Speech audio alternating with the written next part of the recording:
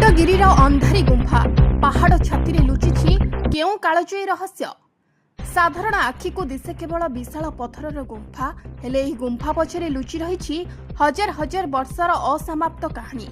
अजणा गुप्त पथ एवं महाप्रतापी सम्राट खारवेलଙ୍କ गौरवमय इतिहास। भुवनेश्वर ऐतिहासिक खंडगिरी और उदयगिरीर पहाड़ केवल प्रत्नतत्वर प्रतीक नुहे, बरं एहा निज भितरे साउंटी रखिछि अनेक अकुहाक रहस्य। ख्रीष्टपूर्व द्वितीय शताब्दीर कथा।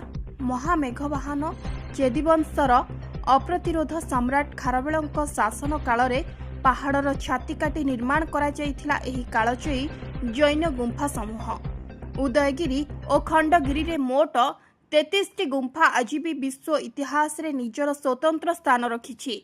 हाथी गुंफार शिलालेखारे ब्राह्मी लिपि रे खोदित 17टी धाड़ी आज भी सम्राट खारवेलଙ୍କ सामरिक विजय गाथा बखाणुछि।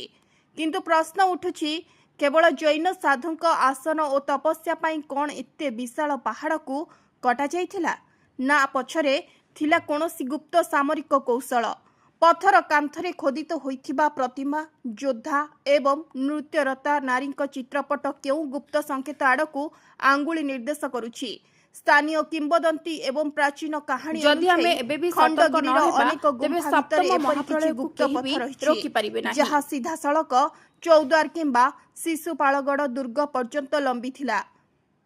आपाद कालरे सम्राट एवं तांको गुप्तचर माने एही सुडंग देई यातायात करुथिबा कुहा जाय। आज भी गुंफा भितरे किछि बाट परवर्ती समय रे बंद होई जायछि।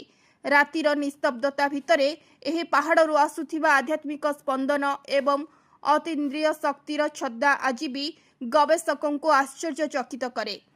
12 भुजी गुंफारे थिबा 24 जन जैन तीर्थंकर मूर्ति एवं 12 भुजा प्रतिमा भारतीय संस्कृतिर सही अपूर्व मिलनर साक्षी, जहा संपूर्ण रहस्य आज भी उन्मोचित होई पारि नाही। समय बदलिछि, कालर कराल ग्रासरे साम्राज्य हजि जाइछि, हेले अविचल भावे ठिया होई रहिछि खंडगिरी।